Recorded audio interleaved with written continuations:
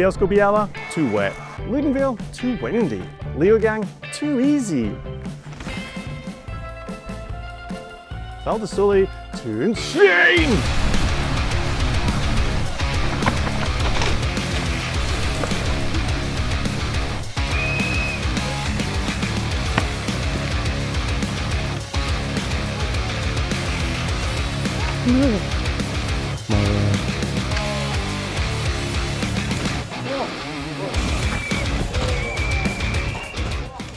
We humans do love to complain. It's in our nature. It's in the nature of the track here in the Valley of the Sun to be an absolutely brutal beast that tests bikes and pilots to their absolute limit.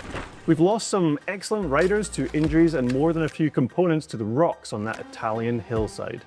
Riders were asking for more challenge after the last event, and the way this track was planned out, it would have provided just what was ordered. But when it's super dry here, the dirt literally floats away, leaving massive holes and rocks, which makes things so difficult to predict and negotiate. When a track is this difficult, hugely impressive performances are always guaranteed.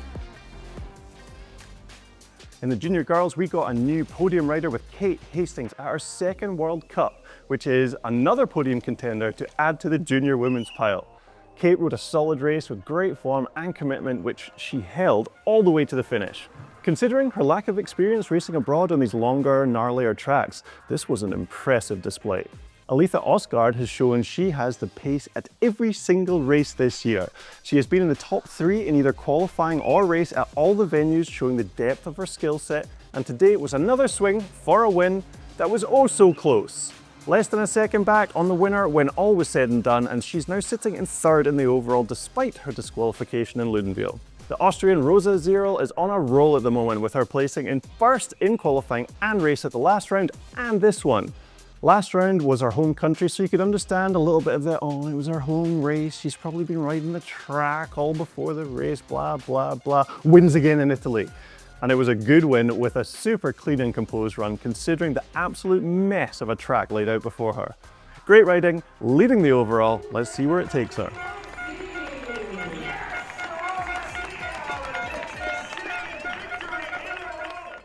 The junior men had a few loose moments, and for some reason, the Kiwi stick in my mind with Tyler Waite almost dying in front of me, Ollie Clark hopping onto a highline I saw no one else take, and Jonty Williamson nearly ending it on his race run. Oh, story time. I was walking up the track all nonchalant and early as per usual when who should appear but Steez Lord Max Alran at high speed. Quick! I turn on the camera, mash the record button and very poorly catch one of the sickest scrubs I've ever seen. Oh, you dirty man! I cursed how early and organised I was, and then I camped out for 45 minutes to try and get the shot. The second lap was more chill, but it still made me crack a smile. The Steez Lord had a good race this weekend, but he wouldn't repeat his first place result from last year at this venue. He had one big mistake that was visible on the live feed and definitely lost a good chunk of time. It didn't seem to panic him though, with a casual save and a return to fluid flow. A second place on this track is nothing to be sniffed at and allows him to keep the lead in the overall. Just over half a second behind him was Frameworks Racing's Asa Vermette, who has found good form and consistency at this point in the season. His results have been trending up the rankings and his riding is looking very clean and consistent. He wasn't that stoked with his run, but he must be happy to lay down some clean runs, rack up some points and hopefully build up to the pace that we know he has. All eyes on the next 2 rounds to see if the world champ can get a win before the summer break.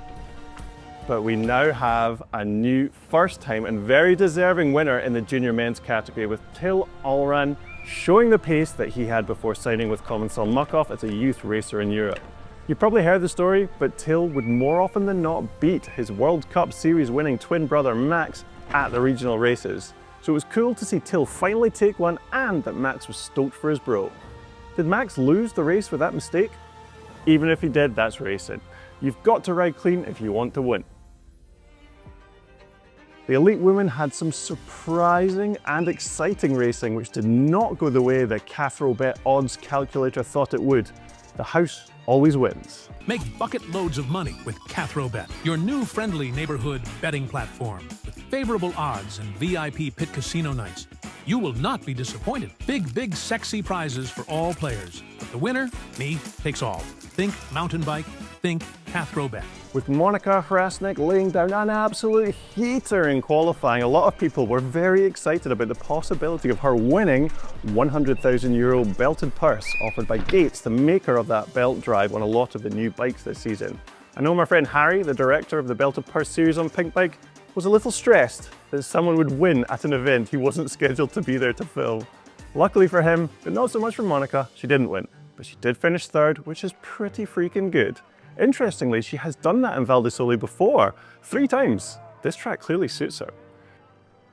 It's been a while since we've seen Valley Hall struggling for a win, and it's not often you see her stoked with a second place finish. But she was this weekend on that gnarly track. Despite her not claiming the gold medal so far this year, Valley has consistently passed through to the final from Q1, and she's finished on the podium 3 out of 4 rounds, which has put her into the lead of the overall.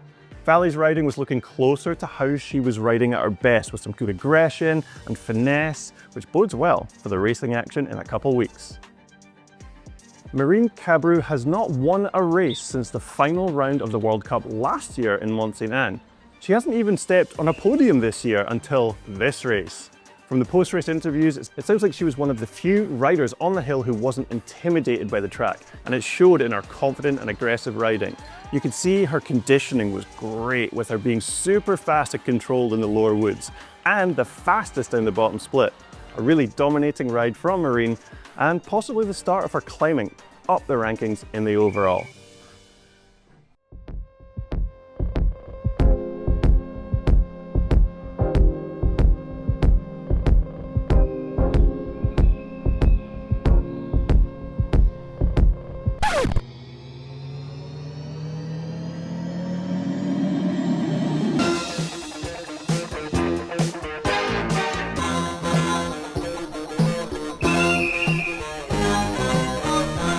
In the elite men's category, I've got to give a shout out to Dylan Maples. He placed really well here last year, and he laid down a stormer of a run this year to finish in 4th. I've heard commentary mentioning that Max Alran is like a mini Amaury Pierron, but honestly, I think it's Dylan. He is the mini Amaury, and heck, I've tagged him as Amaury when processing our clips more than a few times. He joined the Commencal Muck-Off team originally to replace an injured Amaury, and now, with Amaury injured again, it seems fitting that he steps up and damn near puts himself on the podium. Thibaut Duprella has been on a charge this year. His splits have been right up there at several races, and it felt like it was only a matter of time before he got himself some podium action. Round 4 was where it all came together, and what makes this result all the more crazy is that he snapped his chain up at the top. Now, Val Di Sole is a steep track and there's not that much pedaling required, except for the finish sprint, and now here's the wild bit. That's not where he lost time. Thibaut was so on point setting up for the final right-hander that he carried the speed and still finished 9th on the bottom split without pedaling. It was the undercommitment to a right-hand turn in the trees, resulting in a foot out and dragging of the brakes, that ended his chances for the win. Troy Brosnan is an easy rider to get behind. He's got charm, he's got style, he's got offspring, and he's still bagging podiums. I know Rachel Atherton won a World Cup after having a kid, and Troy did that last year. But has anyone else done that in downhill? Let me know down in the comments. Troy had some loose moments on his run with the back end stepping out and a visible stall near the bottom, but he kept it upright, kept things charging forwards, and got himself on his first podium of the year in 2nd position. Great to see, considering he got in from Australia super late the night before track walk and his body clock doesn't know which way is up. I feel like it's going to be hard to write the same paragraph on the race winner in new and interesting ways each race, but it seems like Jackson Goldstone just keeps winning this year with 3 on the bounce. And bounce he did in his iconic and energetic style all the way down that ferocious mountain. It was sectors 3 and 5 where Jackson pulled time on everyone else, and I thought I'd take a little look at what might have contributed to that. Sector 3, where Jackson was super quick, is in this section here. We've got Troy riding through this, and I would show you Jackson, but the live feed clips that we are supplied for editorial use, well, they didn't include this section of the hill. So let's watch Troy going through. Now, this is a bit where we did get Jackson, and that was a critical turn just before the setup jump into the step down into the speed trap, where Jackson was actually one of the fastest. Troy got a really good 2, so we will back him up into the entrance to this corner, and look here, this is the main line through this section. It's the original line, and we saw Dylan. He took that line, almost washed out, but he made it work. Now, this is the critical area of the turn. That's where there's support. That's where you have to do the corner. So cornering anywhere else, it's a risky proposition. There is another option that some riders were doing, and that involves setting up a little bit wider, a little bit of a wiggle, but it gave you a wider angle into that corner. The line Troy's on, as you can see, is super wide, but you're having to corner in that danger zone, which makes it a bit riskier. Jackson did something a little bit different. He did the same middle line setup, but he gaps from that rock, lands in the green supported bit, and then rails around that turn. Now, we do have some footage of it, but it's not great. So let's watch him try it. So he comes in, pulls up here in the air, lands in the supported bit, and then I assume rails around the turn very well. We can't actually see it, but he was the fastest through the speed trap. And actually, I'm kind of intrigued because let's check out Troy against him. So they both come in, starting at the same point. Jackson's fastest through the speed trap, but look at this. They're both almost exactly the same at this point. Then Troy messes up the corner, loses speed, and that's how Jackson gains time in that section. The final sector, where Jackson made up a lot of time, involves this tricky steep into a fadeaway corner and out into the open. This is the main line we just saw Antoine Pierron do. It's pretty rough, it's pretty loose, and that tight left into the corner really limits the speed you can carry out of it. We did see some riders trying to get a little bit high, middle there from Matt Walker to make that left-hander on the exit a bit wider. And that's the line that Matt just tried. It's trickier to get into, but it does open things up. But then I saw there was this higher line where people were putting tyres. So I asked Line Spotter from the YT team, Potty, if anyone was managing to make it look good. And then this happened. Ah-ha-ha! Ah-ha! Okay.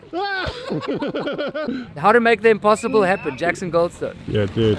Looking at this line from the drop, you can see you land, corner in that little pocket, swing up high and around the next corner. But what I have to stress is you have to commit in this tiny, shorter than a bike length, dusty area. And it's so hard to do, especially at the end of a run.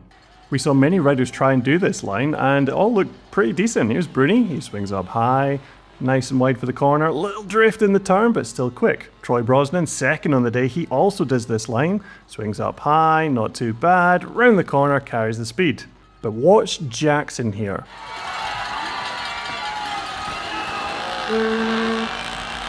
Yeah, that was pretty quick, but did you notice why? Well, just down here, he pushes in hard. There! Swings up high, super high, higher than anyone else had gone, and it straightens out the next corner and allows him to pull up there to pre-jump into this corner, drive the bike into the corner and carry amazing speed out. Most other riders were sort of floating into the turn and getting a little bit loose. Like Dylan here, he takes off, big impact, much harder to do fast. And if you look at Troy coming through, he comes around the corner, doesn't push as hard to commit to getting wide, and you can see here, if we compare that to Jackson, Jackson is way wider compared to Troy. And that means Troy has to turn at the edge here, and he's just not able to get off the brakes as soon. So if we put them side by side, let's look at this. Over the crest, they're neck and neck, nothing in between them. Around here, Jackson fires up high, lets off the brakes earlier, and look, already, 0.4 of a second. Carrying the speed around the corner, and I let the cameras run to see the next bit. What's the time going to be when they get to the fly-off? That's 0.76 from this tiny section. Unreal riding from the Canadian, and it seems his competitors are going to need to reach deep inside the bag of tricks to figure out this challenge. There were a few stories from this epic race, but the one I'd like to focus on is that punctures are not a solved problem. Honestly, I don't think they ever will be. It's a tall ask to have a component that is both malleable enough to conform to the terrain without being susceptible to getting split under horrendous duress or cut. Combine that with a gnarly track that was hiding sniper rocks under random dust piles. Oh! And there are always going to be people pinching tires, cracking rims, and even putting spokes through the rim tape. The good thing about failures like this happening is that the technology should continue to improve as designers learn from these failures. There was one rider I really felt for when it came to flat tires. Antoine Pierron was on a hell of a run after a sick start to the season. He's raced every final so far this year, which is no mean feat considering how challenging the new qualification rules have made things. On his run, Antoine was the fastest rider through sectors 2 and 4. He was the second fastest rider at the last split and on for his first ever podium. Then all the air came out of his tyre. you hit a lot of rocks on the track, and I lose a bit of pressure since the middle of the track, I think. Yeah. And yeah, it ended up on the few last corner in the woods. Yeah. I felt good all the weekend long. The track was not easy.